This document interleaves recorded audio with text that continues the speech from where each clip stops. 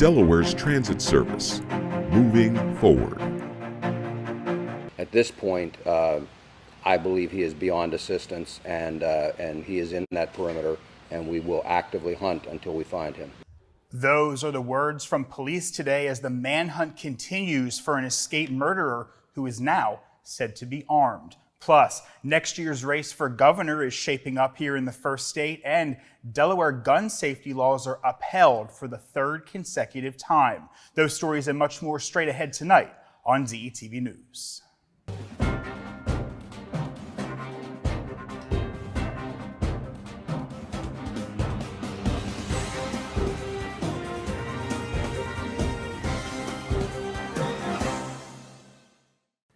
Good evening and welcome to DETV News. I'm Matt Ford. Thanks so much for joining us tonight. Making headlines today, the search for escaped murderer Danilo Cavalcanti intensified Tuesday after the fugitive stole a rifle during a confrontation and shootout with a homeowner on Countryville Road overnight Monday in South Coventry Township.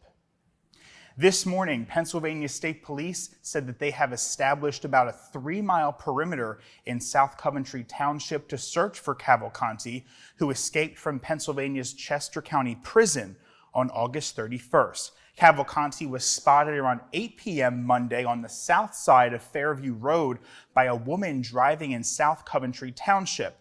After tracking him, police found his prison shoes. Soon after, a resident called to say his work boots were stolen off of his porch. Police continued to track Cavalcanti headed north, and just after 10 p.m. last night, a call from a resident came in that's saying he had entered their garage while the homeowner was in it. And there, Cavalcanti grabbed a .22 rifle from the garage, meaning that he is now armed. Police have asked residents in the area to be vigilant, locking all doors and windows, securing vehicles, and staying indoors. The intensified search has prompted the Owen J. Roberts School District in northern Chester County to close all schools Tuesday. Route 100 from Fairview to Ridge Roads are closed to traffic, as is a large stretch of Route 23 west of Route 100. In related news, Longwood Gardens will reopen to visitors Wednesday after being closed for several days due to the intensive manhunt in the area. The popular attraction and gardens closed last Thursday. In a Facebook post, Longwood Gardens said it looks forward to welcoming back visitors starting 10 a.m. Wednesday. Now, there is no word on whether these recent developments we just told you about are going to keep the gardens closed longer. And closer to home, the 2024 race for Delaware governor took shape this morning when Lieutenant Governor Bethany Hall Long announced her bid for the job. The long-awaited announcement was held in the Delaware History Museum on Wilmington's Market Street. The former nurse has held public office for 2 decades and was elected lieutenant governor in 2016. But I can tell you, I hope that when I am elected, that we can make sure Delaware is the best place for every child, every person, every family, every business to succeed and thrive. Current Governor John Carney is nearing the end of his second term and by law cannot run for a third. Hall Long will face Newcastle County Executive Matt Meyer in the September 2024 primary. And a federal judge has denied yet another challenge to the Delaware gun safety law that allows gun dealers to be held accountable in court for violence that they create. This is Attorney General Kathy Jennings' third consecutive win over the gun lobby. Earlier this year, the same federal court ruled against a challenge to the assault weapons ban and large capacity magazine ban. Both laws do remain in effect. In an opinion released late last week, Judge Richard G. Andrews of the U.S. District Court for the District of Delaware dismissed a challenge by the National Shooting Sports Foundation to Delaware's Kershaw-Kiki Anderson Safe Firearms Sales Act. That act, sponsored by Senator Brian Townsend, was signed into law in 2022. It is named for Kiki Anderson, an innocent bystander who was killed in a 2016 shooting. The law repeals immunity granted to gun dealers, making Delaware the first state in the country to repeal the gun industry immunity shield. To Kent County now, Dover police say a woman was seriously hurt last Wednesday in a crash involving one of their police officers. She has later died. The wreck happened around 8 a.m. at South Little Creek Road and Signal Street. 59-year-old Lorene Miller of Dover was flown to Christiana Hospital in critical condition. Police said that she died from her injuries this past Sunday. Investigators said a car driven by Miller turned left in front of a patrol vehicle, resulting in what police say was an offset head-on collision.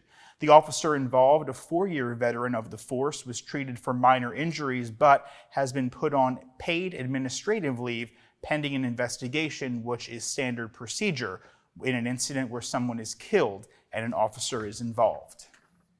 And Delaware State Police are investigating the shooting death of a 26-year-old woman and wounding of a 41-year-old man in Laurel. This happened Sunday evening. Laurel police arrived at West 6th Street at about 9:30 at night to find the woman, who has not yet been identified, inside a car with gunshot wounds. She was pronounced dead at that scene. A Millsboro man was also shot. He was taken to a local hospital with injuries described as life-threatening. Now, according to state police, which has taken over the investigation, the shooting occurred at the entrance to Little Creek Apartments, and the victims drove to 6th Street.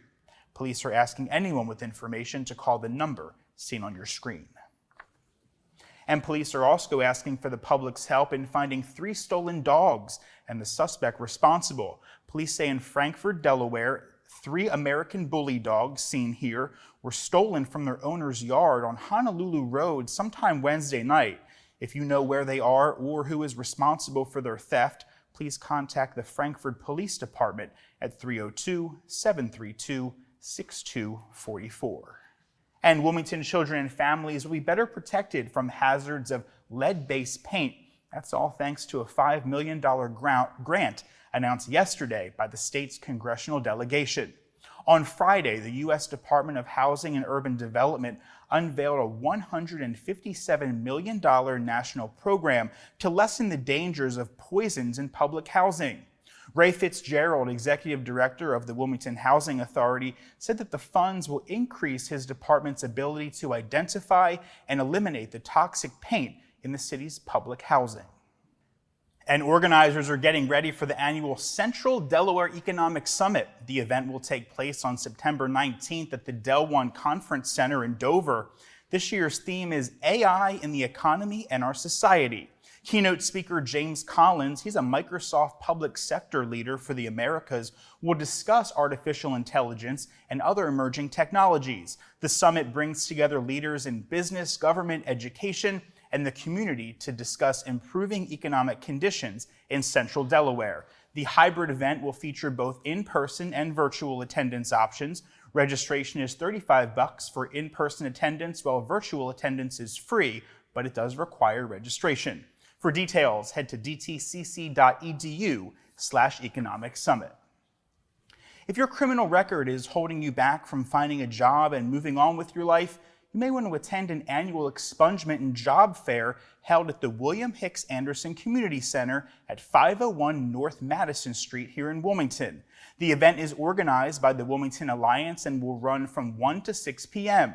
Walk-ins are welcome, but organizers ask that you register if you're looking for your record to be cleared. For more information, visit wilmingtonalliance.org. And before we go, Wilmington's 7th annual HBCU Week kicks off this Sunday. More than 6,000 college admissions and $60 million in college scholarships have been granted to attendees since it launched in 2017. Wilmington Mayor Mike Przicki and ESPN's Stephen A. Smith, an HBCU ambassador, announced a number of events that will occur over the week, including a Battle of the Bands, concerts, a panel discussion, a comedy show, and a block party. The centerpiece of the week is the college fair, to be attended by more than 25 historically black colleges and universities. High school students can meet with recruiters and corporate partners to receive on-site admission, scholarships, and internships. Definitely do not want to miss that. That's going to do it for tonight's edition of DETV News. Be sure to like and follow us across your favorite social media platforms. And for a look at what's going on around our great state of Delaware, head to our website. That's detvch.com. With tonight's news, I'm Matt Ford. I'll see you again tomorrow night.